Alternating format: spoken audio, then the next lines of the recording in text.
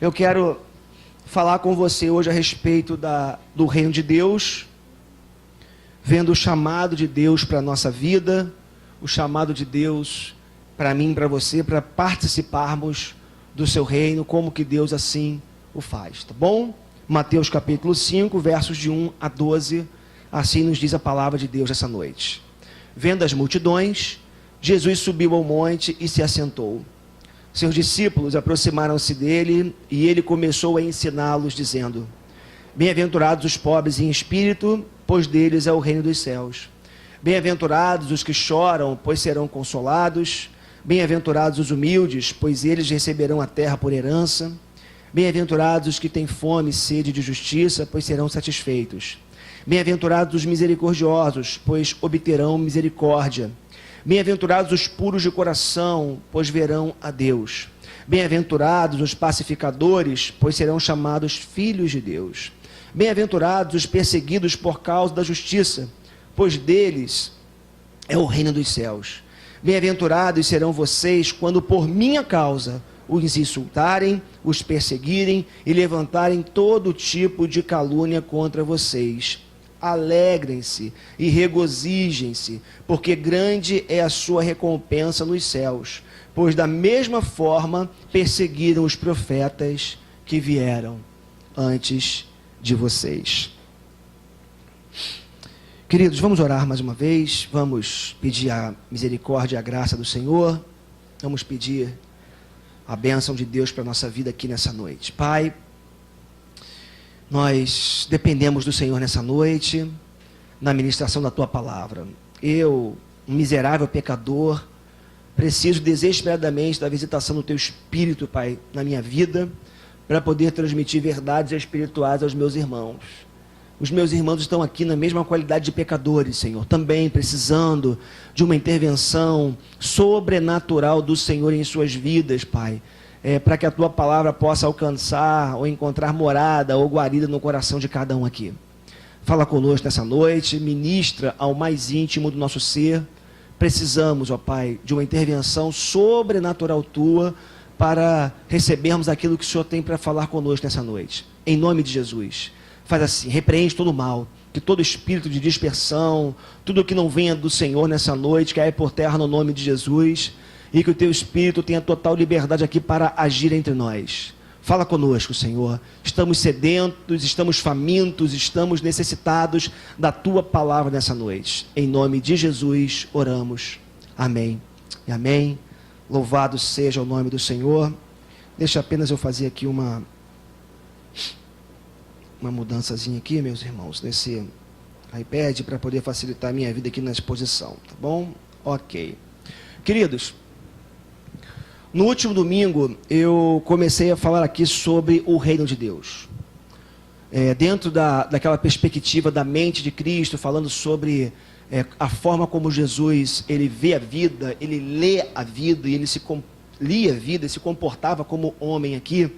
Eu comecei aqui a falar sobre a mente de Cristo, e na semana passada eu falei especificamente sobre o reino de Deus, ou o reino dos céus. Eu me lembro que aqui com vocês eu comecei falando sobre a disponibilidade do reino de Deus, ou seja, o fato do reino de Deus ser algo totalmente acessível, está aberto para cada um de nós, tendo apenas uma condição para que uma pessoa entre no reino, qual seja o arrependimento.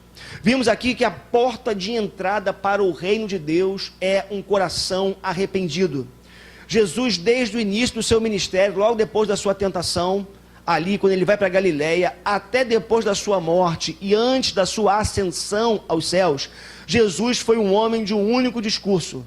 Jesus pregou o reino de Deus. Ele usou parábolas, ele pregou, ele ensinou, mas a base do ensino e da mensagem da pregação de Jesus foi o reino de Deus. Então, nós vimos claramente que o reino é algo totalmente acessível àqueles que se arrependem, àqueles que têm um coração quebrantado e contrito na presença de Deus. Vimos também que esse reino é um reino presente, que se manifesta em todos os lugares.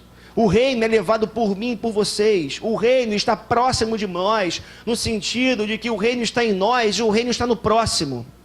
Vimos aqui que o reino, ele tem um caráter, de alguma forma, o reino de alguma forma ele vai se propagando, se multiplicando, alcançando lugares, alcançando pessoas, porque o reino de Deus está em todos os lugares. Todo lugar que tem um homem de Deus ou uma mulher de Deus, o reino de Deus está. Em qualquer lugar onde esteja um discípulo de Jesus, o reino de Deus está se manifestando. Então vimos que o reino de Deus se manifesta em todos os lugares. E vimos também aqui a respeito do poder do reino de Deus. Vimos que Jesus ele tinha um modus operandi, por assim dizer, uma forma de agir. Jesus ele pregava, Jesus ele ensinava, mas Jesus também curava os enfermos e libertava os oprimidos. E é interessante porque ele disse que esses sinais seguiriam os que creem. Ele disse que em meu nome expulsarão demônios, falarão novas línguas, se beberem alguma coisa mortífera não lhes fará dano algum. Por quê? Porque o reino de Deus é um reino de poder, e esse poder é conferido a cada um de nós. Se você é um cidadão do reino, se o reino de Deus alcançou a sua vida, há um pressuposto básico, que o mesmo poder que habitou em Jesus é conferido também a você. Você pode dizer amém por isso? Você pode dizer um glória a Deus por isso? Porque o poder do reino é um poder que está acessível a você. É para você, porque o poder é do reino de Deus. Então, é interessante porque nós nos encontramos aqui, temos nos encontrado com o reino de Deus, mas sem sombra de dúvida, o ensino mais contundente a respeito do reino de Deus se encontra no Sermão da Montanha.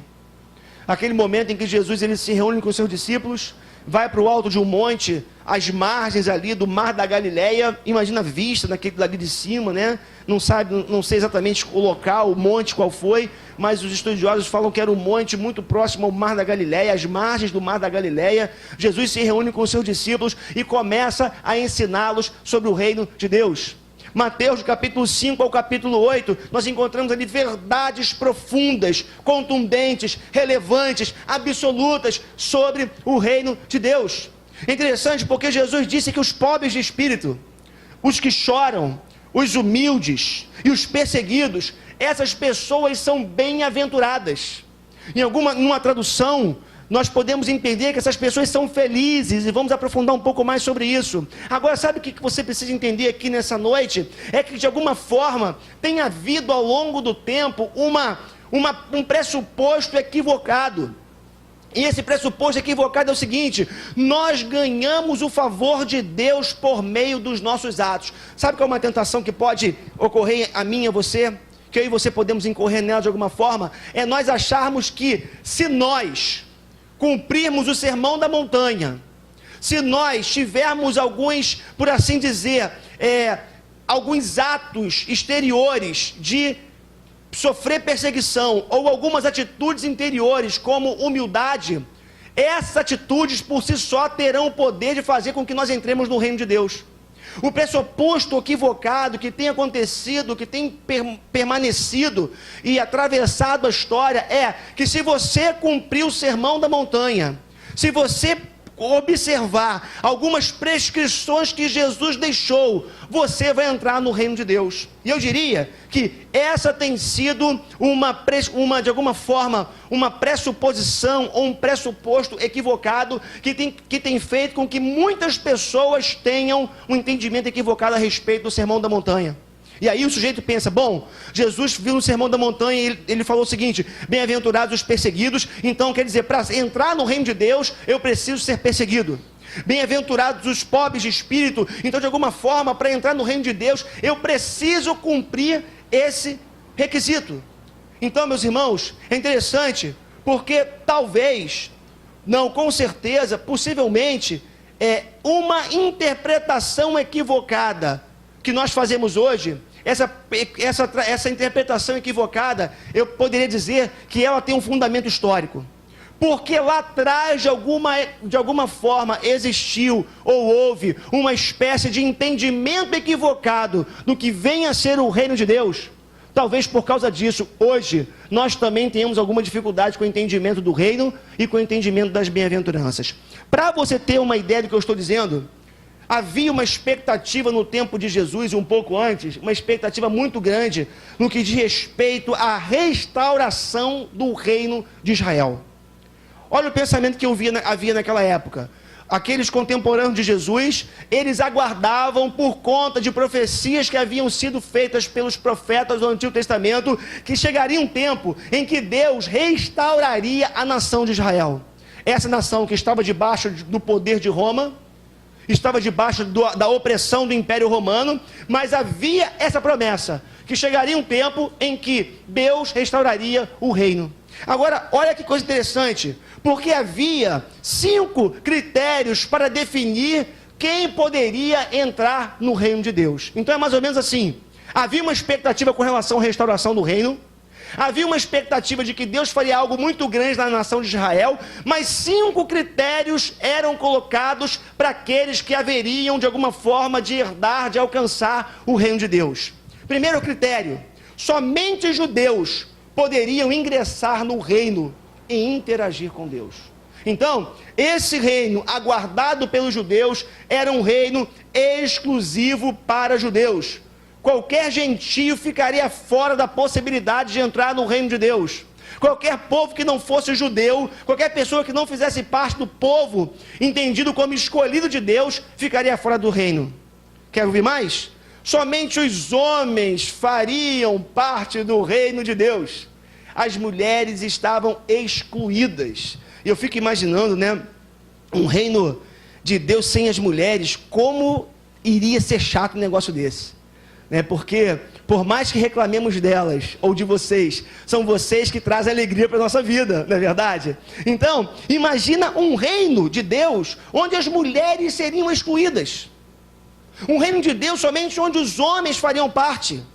Mais ainda, somente entraria no reino de Deus aqueles que guardassem a lei, ou seja, aqueles que guardassem o sábado, cumprissem os rituais de purificação, que andassem na risca, cumprissem na risca a lei que Deus havia dado para Moisés lá atrás. Então, tinha que ser judeu, tinha que ser homem, tinha que cumprir a lei, mas ainda, somente os fisicamente saudáveis e capazes. A doença era sinal de pecado ou maldição de Deus. Qualquer semelhança não será mera coincidência com os nossos dias, quando falamos, por exemplo, de teologia da prosperidade. O que você ouve falar por aí, quando se fala de doenças, né? Eu ouvia uma pessoa dizer um dia desses aí, falando que Deus, que nenhum crente fiel a Deus fica doente. Que nenhum Deus, se tem doença, é fruto de pecado ou de maldição na vida da pessoa. Sabe o que é isso? Resquício de uma interpretação equivocada no que diz respeito ao reino de Deus e das bem-aventuranças.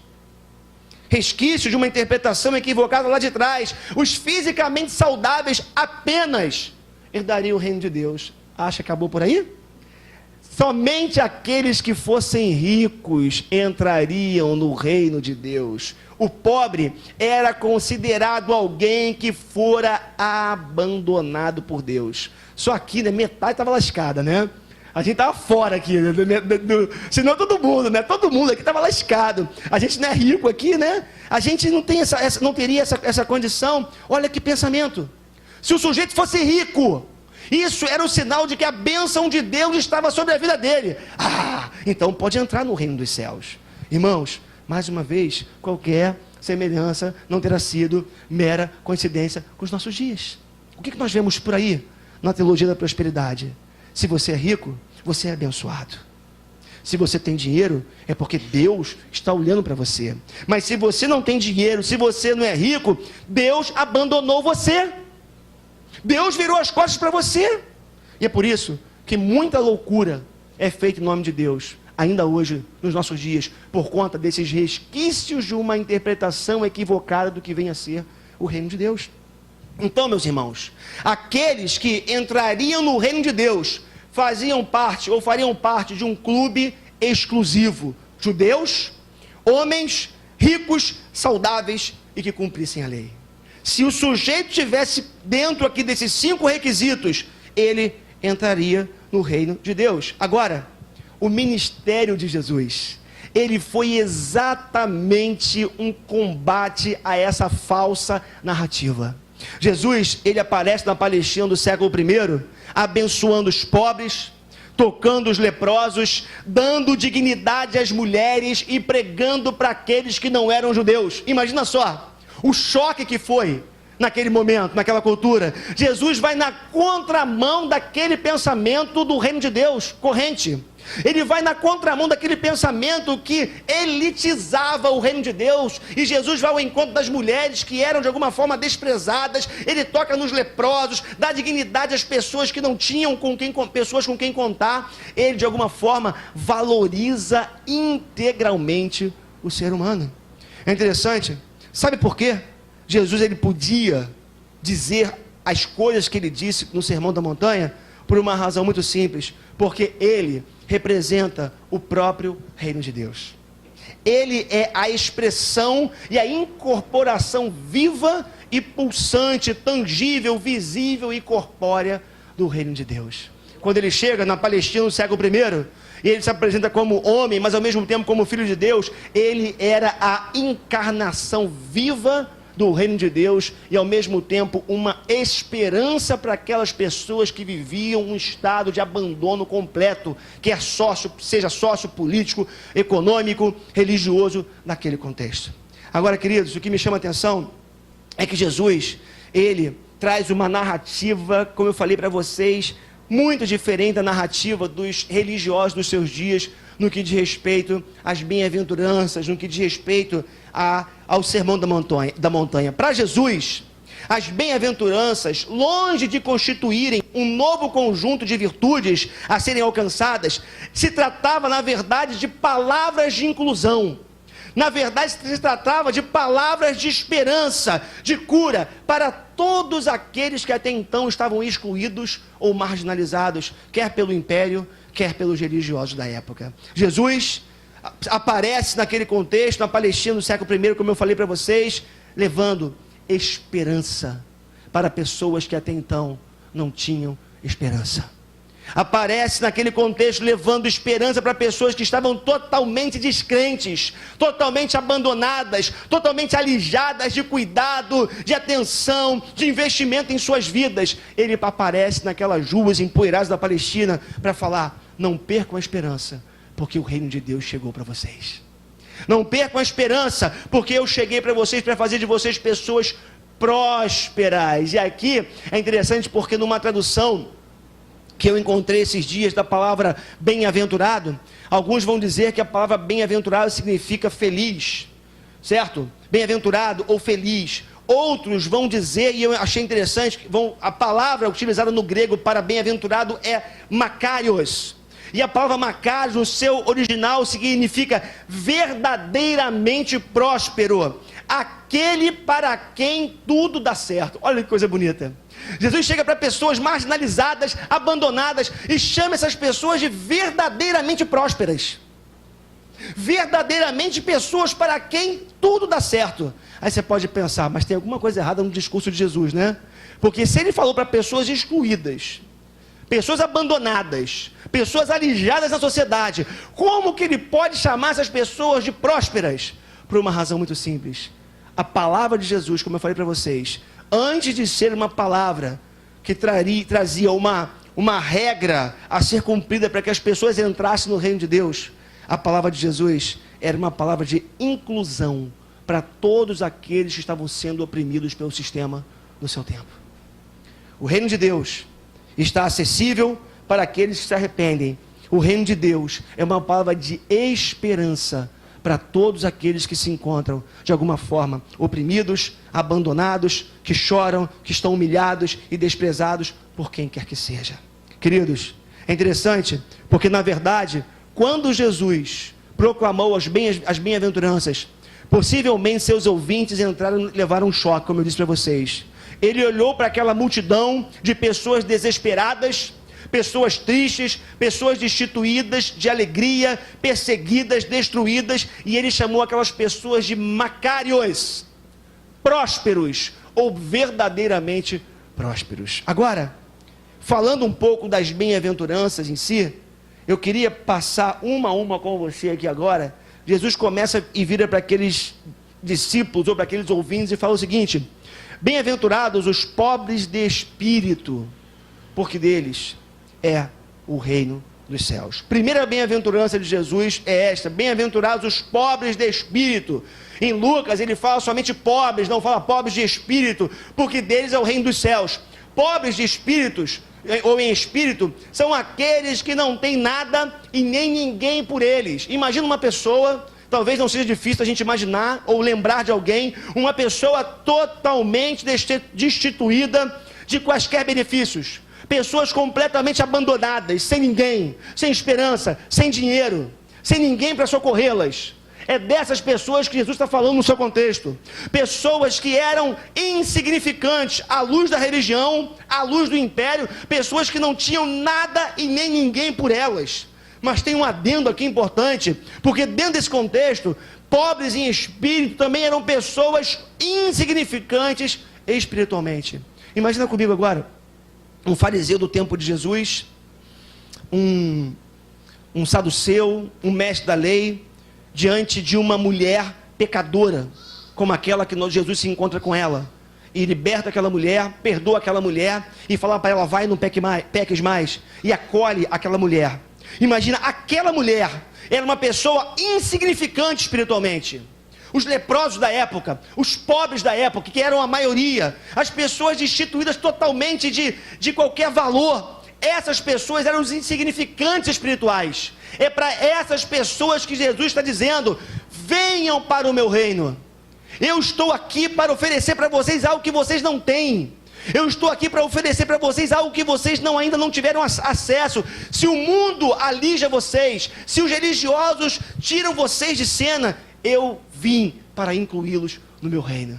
Então, quando Jesus ele fala bem-aventurados os pobres em espírito, Jesus está se dirigindo para aquela multidão de homens e mulheres sem esperança. Porque para pensar comigo, sujeito ouvia aquela mensagem, ouvia uma palavra sobre o reino de Deus, mas de imediato vinha a sentença: você está fora, você não tem acesso, você não pode entrar por todo esse seu currículo. Jesus ele vem naquele contexto e fala: não, eu garanto a vocês, macários, prósperos, de vocês é o reino dos céus. Que palavra de esperança, que palavra de esperança para mulheres, para pobres, para estrangeiros, para os doentes, para gente que tinha uma vida destruída por suas mesmo. Agora Jesus continua falando, além de dizer para aquelas pessoas bem-aventurados, os pobres em espírito, Jesus fala também: bem-aventurados os que choram. Bem-aventurados os que choram, porque os que choram também são macários. Eles são macários, são bem-aventurados, porque eles serão consolados. E aqui, meus irmãos, é importante a gente entender também que existe um duplo sentido, um duplo significado nessa promessa de Jesus. É óbvio que, no primeiro lugar, Jesus está fazendo referência a um choro produzido pelo arrependimento, a um choro produzido por um encontro com Ele. Fique imaginando aqui mais uma vez aquela mulher pecadora que ungiu os pés de Jesus, porque reconheceu a sua falência moral, reconheceu os seus pecados. É disso que Jesus está falando, de uma atitude de contrição, de arrependimento, de entrega, de choro, porque a pessoa sabe quem ela é, sabe da sua falência espiritual. E aí, queridos, sabe o que acontece? Jesus está falando na sua palavra que todo aquele que reconhece a sua falência espiritual e chora por causa do seu pecado, essa pessoa será consolada. Sabe qual é um dos grandes desafios dos nossos dias? Em meio à tecnologia, em meio à rapidez com que as coisas acontecem, com que o mundo gira, é todos os dias a gente parar um momento. Achei interessante hoje, porque essa semana teve um dia onde os judeus pararam, esqueci qual foi o dia, para celebrar, para lembrar o extermínio dos 6 milhões de judeus. Né? E é interessante, a cena, né, eu vi num dos jornais de televisão, uma sirene toca em um determinado momento do dia, não sei se é o meio-dia, não sei, eu acho que é o meio-dia, e as pessoas, aonde elas estão, elas param. As pessoas saem dos carros, ficam em pé e fazem 1 minuto em silêncio, quietas ali, lembrando o massacre dos 6 milhões de judeus. Sabe o que fazendo um paralelo que eu acho que deveria acontecer com a minha vida e com a sua vida? Meus irmãos, eu e você deveríamos parar no nosso dia em algum momento e fazer o que Jesus nos ensina. Essa atitude de reconhecer nossa falência moral, aquilo que a gente é, o nosso pecado, e falar: Deus, eu paro tudo aqui agora para reconhecer a minha falência, o meu pecado. E o que Jesus está dizendo é que o reconhecimento do pecado deve produzir um choro profundo na nossa alma. É choro de arrependimento. Lucas capítulo 18, versos 10 a 14 fala assim: 2 homens subiram ao templo para orar. Um era fariseu e o outro publicano. O fariseu em pé orava no íntimo: Deus, aí tem postação de voz, né? Deus, amantíssimo Deus. Ele orava assim: eu te agradeço porque não sou como os outros homens, ladrões, corruptos, adúlteros, nem mesmo como este publicano. Jejuo 2 vezes por semana, Deus. Eu dou o dízimo de tudo, Deus. E ele continua falando que ele dava o seu dízimo de tudo que ele ganhava.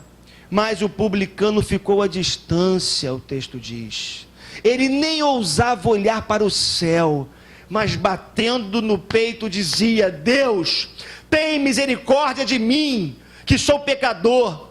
Eu lhes digo que este homem, e não outro, foi para a sua casa justificado diante de Deus, porque quem se exalta será humilhado, e quem se humilha será exaltado, disse Jesus.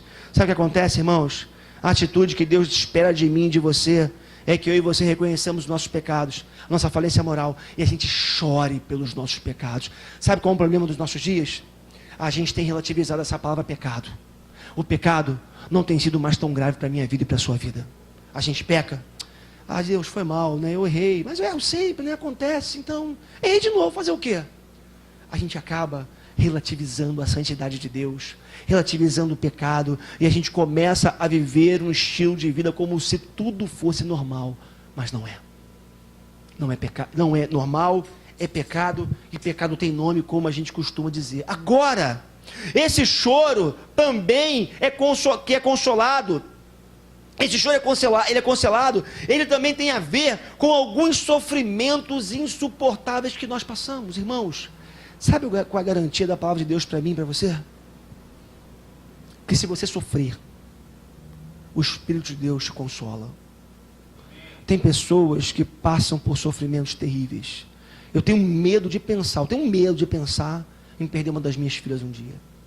Você que é pai e mãe, você deve ter o mesmo medo que eu. Medo de pensar. Mas sabe qual é a garantia da palavra de Deus?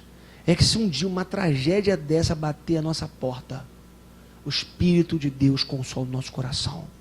E como a gente vê aqui, eu já citei isso algumas vezes, porque essa frase me marcou naquele filme Corajosos, aquele pastor dando conselho para aquele pai que havia perdido o filho. Ele dizia o seguinte: que quando nós, em nosso sofrimento, no nosso luto, nós decidimos confiar em Deus, nós experimentamos uma intimidade com Ele que talvez algumas pessoas nunca experimentarão ao longo de toda a sua vida. Sabe o que a palavra de Deus está falando para você? Se o teu sofrimento é grande nessa noite, se a tua dor é insuportável nessa noite, há uma promessa de consolo do Espírito de Deus para você. Porque bem-aventurados, macários, prósperos são aqueles que choram, porque serão consolados. Meu irmão, eu não sei o tamanho da sua dor, mas eu sei o tamanho da promessa. E a promessa garante o consolo de Deus para a sua vida. Confie nisso. Confie na palavra de Deus. Tem sofrimento que é quase que insuportável, mas Deus consola o coração. No reino, nós encontramos consolo, porque Deus está no controle e sempre tem a palavra final na nossa vida. A gente não conhece um palmo na frente do nariz, somos como crianças, indefesas, perdidas, desamparadas, mas Deus conhece todas as coisas. A gente às vezes não entende algumas coisas que acontecem na vida da gente, mas nós podemos ter a certeza, à luz da palavra de Deus, que Deus tem o controle total da nossa existência, que nada foge a esse controle, e se por acaso alguma coisa um tanto estranha vier a acontecer com a gente, o consolo dele é certo para mim e para você. Agora, precisamos confiar nessa palavra, porque A gente canta muito aqui na igreja, né? Eu vou seguir com fé, com meu Deus eu vou para a rocha mais alta que eu. A gente canta, a gente fala que crê em Deus acima das circunstâncias, mas é quando os dissabores vêm que nós precisamos exercitar nossa fé. É quando o mal bate a porta que a gente precisa se manter firme e confiar na palavra de Deus. Mas Jesus continua, e ele também fala sobre os humildes ou os mansos. Ele diz que os mansos ou humildes, eles são bem-aventurados porque receberão a terra como herança. Olha que coisa interessante, porque a mansidão, ela é um componente do fruto do Espírito. Lembra de Gálatas capítulo 5, versos 22 e 23? A mansidão é uma virtude. Ela é um componente, como eu falei para vocês, do fruto do Espírito. Entretanto, alguns estudiosos, eles ao analisar essa passagem, acreditam que Jesus provavelmente não estava falando de simplesmente uma mansidão ou algum tipo de humildade, mas estava falando, e aqui uma palavra usada no grego é a palavra praus. E essa palavrinha praus, eu acho que é assim que se fala, significa humilde, mas na seguinte perspectiva, que ela se refere àqueles que não têm como reagir ou se vingar quando são ofendidos. É diferente, porque você pode decidir se você vai se vingar ou não, se você vai recorrer a algum direito seu ou não. E aí você pode pensar assim, poxa, como essa pessoa é humilde, né? Como essa pessoa é mansa, ela tinha um direito, ela poderia reivindicar, mas ela não reivindicou. Mas os estudiosos falam que essa palavrinha no grego, praus, eu acho que é assim, mais uma vez eu repito, não tenho certeza se a pronúncia é assim, significa pessoas que sequer podem reivindicar os seus direitos. A pessoa é tão humilhada, tão desprezada, ela tão abatida, que ela sequer tem forças para reivindicar algum direito seu. Interessante isso, né? Essas pessoas são aquelas que não têm como reagir ou se vingar quando feridos. Então, possivelmente, o que Jesus está dizendo é que aqueles que são esse praus haverão de herdar a terra. Interessante porque muitos ouvintes de Jesus eram pessoas muito pobres, não tinham casa própria, viviam na terra dos outros, alugavam terras para poder produzir, e havia uma opressão muito grande, pagavam altos impostos, altos aluguéis para ocupar uma pequena quantidade de terra, ainda tinham que trabalhar para o seu senhorio, eram exploradas, trabalhavam exaustivamente, e o que elas produziam, o que elas ganhavam, mal dava para pagar o aluguel da sua terra. Jesus está virando para essas pessoas e está falando assim, olha, se você é humilhado, se você é desprezado, se você vive um achatamento, uma exploração absurda, não se preocupa não. Sabe por quê? Porque você que não consegue sequer responder essas demandas, responder às ofensas que são feitas a você, não se preocupa, porque vocês herdarão a terra. Deus está falando para eles assim, olha, no meu reino, eu garanto para vocês a terra prometida. Eu garanto para vocês um espaço de terra, um lugar, um estado, que vocês não vão mais depender de outras pessoas para ter o mínimo de dignidade. Eu sou quem dou essa dignidade para vocês. Meus irmãos, interessante, porque em todas as bem-aventuranças, o que nós vemos é Jesus trabalhando sempre na perspectiva da inclusão. Enquanto os religiosos excluíam, Jesus incluía. Enquanto os religiosos afastavam as pessoas, oprimiam as pessoas, envergonhavam as pessoas, Jesus dava dignidade a cada uma delas e introduzia essas pessoas no seu reino. Mas Jesus continua, e ele fala também sobre aqueles que têm fome e sede de justiça. E ele fala assim, ó, bem-aventurados os que têm fome e sede de justiça. Sabe por quê? Porque estes serão satisfeitos. Fome e sede são condições de alta necessidade. Pessoas que realmente têm fome e têm sede estão lidando com condições limite, estão lidando com algumas condições que têm a ver com uma alta necessidade do ser humano. Essas pessoas estão famintas e sedentas por algo que não possuem. Elas desejam que todas as coisas e todas as situações se tornem justas na sua vida. Interessante, irmãos, porque eu dizia de alguma forma, acho que semana passada, não sei isso, É impressionante como que muitas vezes nós passamos uma vida esperando que justiça seja feita na nossa vida. Que pessoas nos reconheçam, certo? Que o sistema, de alguma forma, vire ao nosso favor. Que injustiças sejam revertidas, de alguma forma, em justiça. Tem pessoas que passam uma vida inteira pelejando por uma causa, esperando justiça dos homens, da vida e mesmo de Deus. O que Jesus está dizendo nessa noite é que todo aquele que tem fome e sede de justiça, essas pessoas serão satisfeitas, serão saciadas, porque o reino de Deus é lugar onde a justiça de Deus reina. Irmãos, nós precisamos crer nessa verdade. É óbvio que Jesus está falando da sua justificação aqui também. É óbvio que nós estamos aqui falando sobre o fato de Cristo imputar a sua justiça em nós. Mas uma coisa que você precisa entender é que Deus não tira os olhos de você. O mundo pode se esquecer de você. As pessoas podem se esquecer de você. A injustiça pode estar reinando na sua vida. Mas há uma palavra de Jesus de esperança para você nessa noite. De que aqueles que estão no reino de Deus podem esperar pelo dia onde a justiça de Deus vai se manifestar na nossa vida. Eu não sei como que você chegou aqui nessa noite, o nível de injustiça que estão infringindo em você, de opressão, de angústia, de maldade, de falta de reconhecimento, mas eu queria dar essa boa notícia para você, que foi uma boa notícia dada por Jesus. No reino de Deus, você pode esperar pela justiça dele, porque ela vai acontecer no tempo em que Deus entende ser o tempo de manifestar essa justiça na sua vida. Jesus continua falando sobre os misericordiosos. Bem-aventurados os misericordiosos, pois obterão misericórdia. Isso aqui é interessante, sabe por quê? Porque Jesus não está se referindo a pessoas boas apenas. Que assim, olha, que fulano é tão bonzinho, né? Olha só aquela moça como é boa, olha, ela tirou um pouco da sua comida da sua casa e ela deu para a pessoa que estava com fome. Quando Jesus fala bem-aventurados os misericordiosos, o que ele está se referindo aqui são a pessoas que doam, se necessário, até o seu sofrimento pessoal. Deixa eu melhorar isso aqui.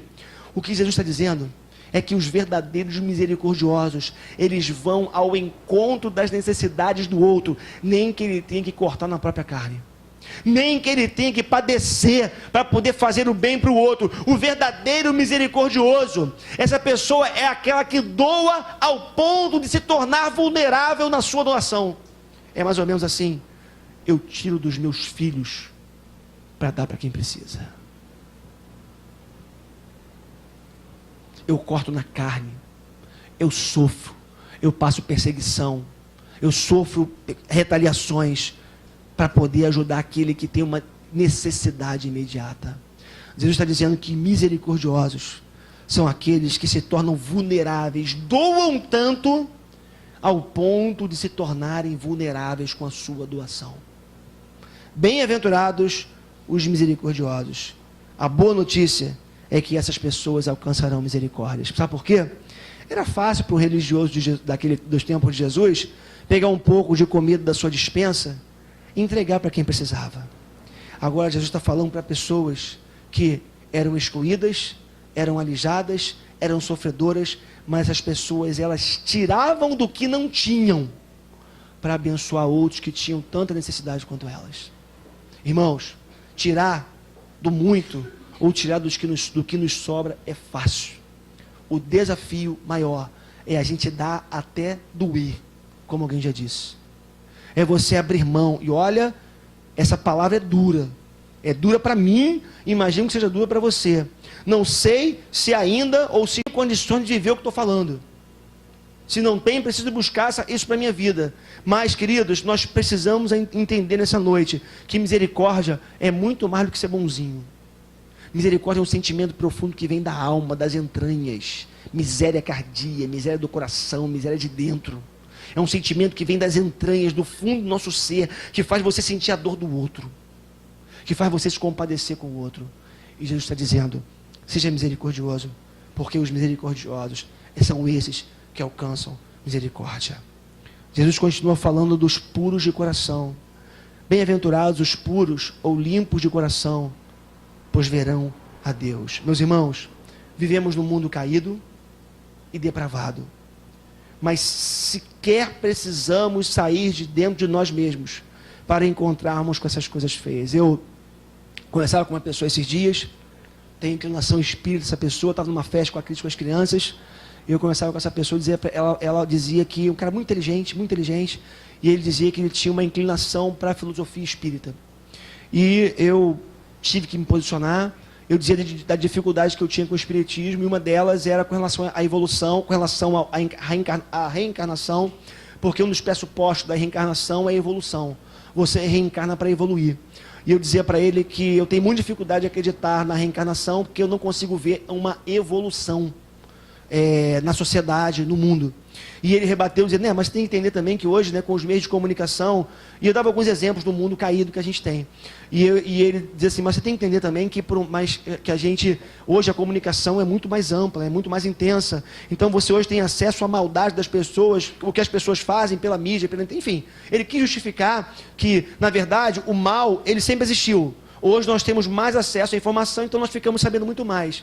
Mas uma coisa que eu dizia para ele, rebatendo ali, foi o seguinte, com muito cuidado, com muito tato e com muito amor ali com ele, uma pessoa que eu conheço há algum tempo, o que eu dizia para ele é o seguinte, o que a gente tem que entender é que nós sequer precisamos, nosso problema é achar que o mal está sempre do lado de fora, mas nós sequer precisamos sair de nós mesmos para encontrarmos esse mal.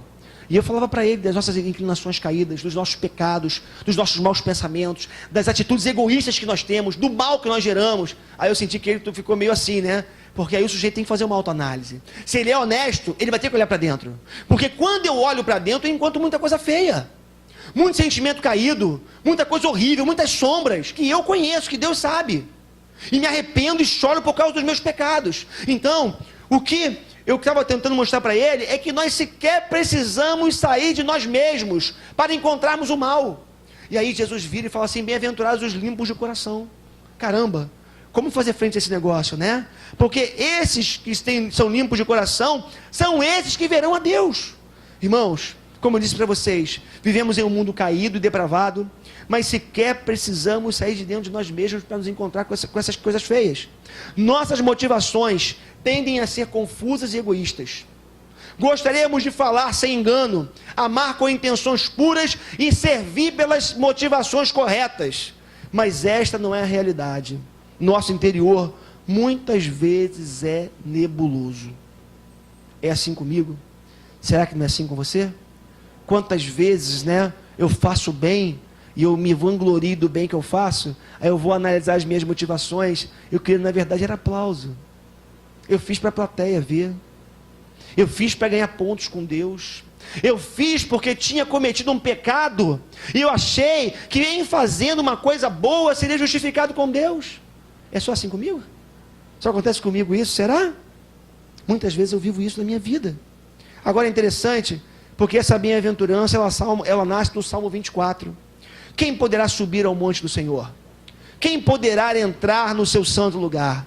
Aquele que tem as mãos limpas e o coração puro, que não recorre aos ídolos, nem jura por deuses falsos. Meus irmãos, esse texto que eu acabei de ler, que é o Salmo 24, assim como a bem-aventurança que vimos há pouco, é um motivador para aqueles que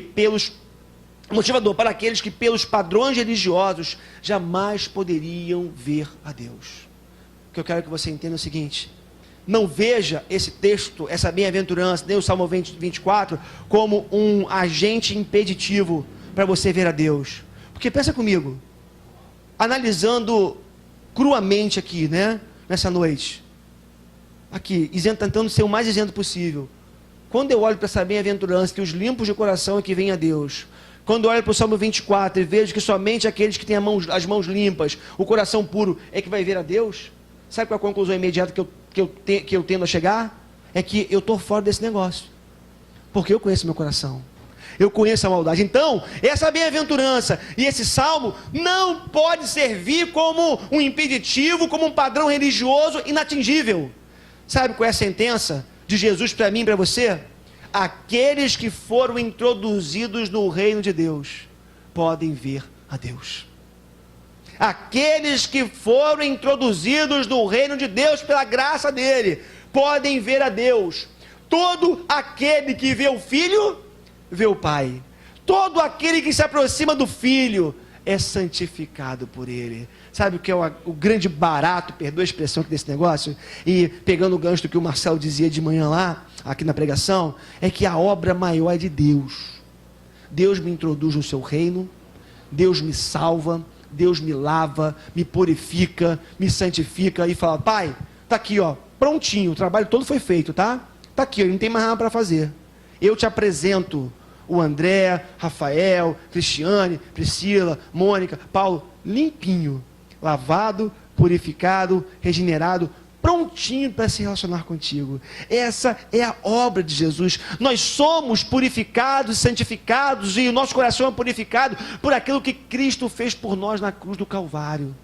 Aí, Jesus está dizendo, por causa disso, bem-aventurados os limpos de coração, aqueles que foram lavados pelo sangue de Cristo Jesus. Sabe por quê? Porque eles podem ver a Deus, porque quando eles olham para mim, se relacionam comigo, necessariamente, automaticamente se relacionam com o Pai. Essa é a garantia que você tem, meu irmão. Essa é a garantia que você tem, minha irmã. É Deus quem purifica o teu coração. É Deus quem te torna apto para se relacionar com Ele. E Jesus vai dizer também a respeito dos pacificadores. Bem-aventurados os pacificadores, pois serão chamados filhos de Deus. É interessante porque o pacificador é aquele que se coloca entre os opositores. Dois opositores brigando, duas pessoas divergindo, discutindo. O pacificador é aquele que entra no meio de uma discussão, no meio de uma rixa, no meio de uma briga, para pacificar aquela situação. Então o pacificador é aquele que se coloca entre os dois opositores, dois rivais, que se digladiam e procuram apaziguar, como eu falei para vocês, aquela situação. Os verdadeiros pacificadores, eles estão dispostos a sofrer até morrer por causa da paz. Pacificador é aquele que entende que Deus nos chamou para propagar sua paz, nos chamou para levar a paz de Cristo para todos os lugares que a gente seguir. Esses dias eu vi num jornal desse aí, um sujeito, é o super-herói, não sei se de Nova York, não sei quem viu isso, né? Tinha um casal, parece, que estava brigando, e o cara bateu na mulher, e a mulher revidou dentro do metrô de Nova York. Eu acho que foi Nova York. Aí o cara deu um chute na mulher, a mulher foi e deu outro chute no cara, parece que era um marido e mulher, não sei, né? Briga foi pesada, né? Mas assim, um bateu no outro. Aí o cara grandão, né? Aí ele chegou com o salgadinho, tava comendo o salgadinho e ficou no meio dos dois com o salgadinho, comendo. Comeu, olhou para um, olhou para o outro. Aí ele ficou conhecido como o super-herói do salgadinho. O cara ganhou fama, tem não sei quantos milhões de visitações no YouTube, não sei, nesse vídeo, dessa situação. O cara ficou conhecido, né? Fez fama por conta da atitude dele, de se colocar entre aquele homem e aquela mulher naquele vagão daquele metrô em Nova York. A câmera filmou, ou alguém filmou a câmera do trem, não me lembro agora, e ele se tornou um pacificador daquela situação. Queridos, muitas vezes nós não vamos ganhar fama, ou quase nunca vamos ganhar fama, ou nunca vamos ganhar fama, mas o nosso chamado é para sermos homens e mulheres que promovam a paz de Jesus. Dentro da sua casa, você tem que ser um pacificador. Você não pode ser um guerreiro. Lá no seu local de trabalho, todo mundo briga. Você não pode entrar nessa pilha, por assim dizer. No seu condomínio, na sua vida, no seu cotidiano, com seus filhos, dentro da sua casa. Eu sei que é muito difícil, tem coisas que nos tiram do sério, não é verdade? Mas nós temos que ser agentes da paz. Sabe por quê? Porque os pacificadores, eles serão chamados filhos de Deus. Sabe por quê? Porque quando nós pacificamos uma briga, uma rixa, uma confusão, nós estamos nos identificando com o príncipe da paz, que é Jesus. E por causa disso nós somos chamados filhos de Deus. Pense nisso quando uma discussão começar a surgir na sua casa.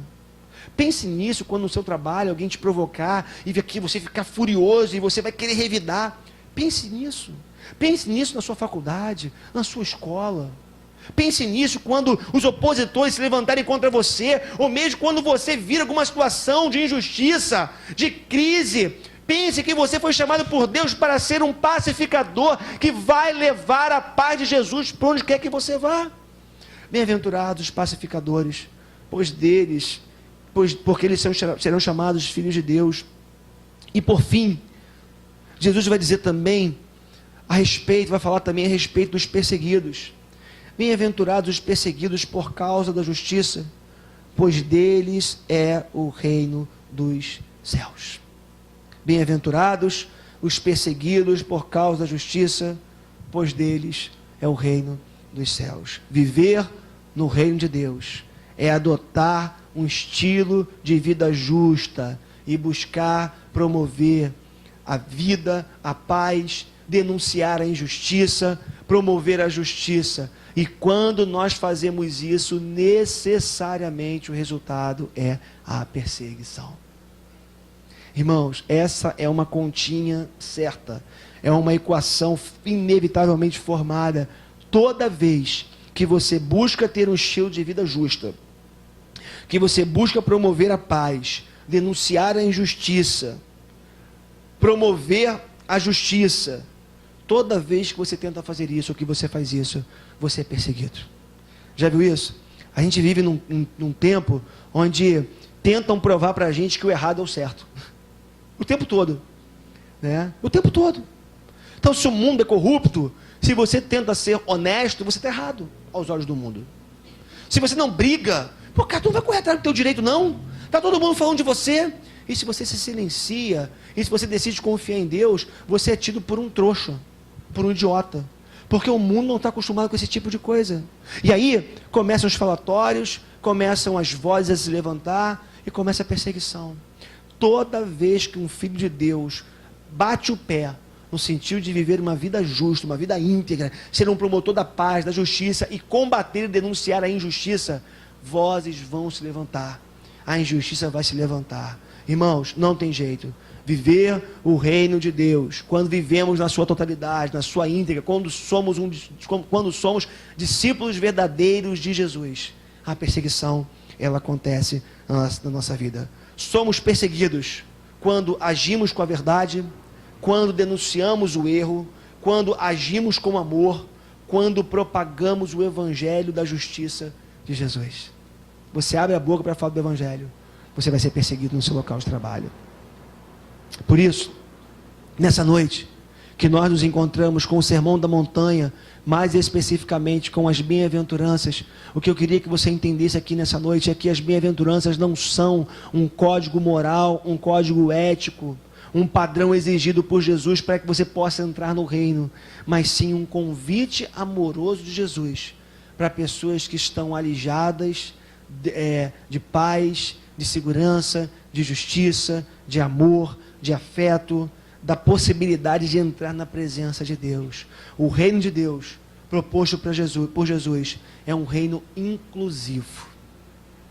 Esse reino se manifesta aqui nesse lugar hoje. Está à sua disposição. E Deus quer que você usufrua dele. Foi por você que Cristo morreu. Foi para te introduzir nesse reino que Cristo morreu. E hoje Deus trouxe você aqui para lembrar você dessas verdades que eu sei que você já conhece, mas para dizer para você que apesar de tudo, apesar dos teus sofrimentos, apesar das tuas angústias, apesar das injustiças que se levantam contra você, você é bem-vindo no reino do Pai.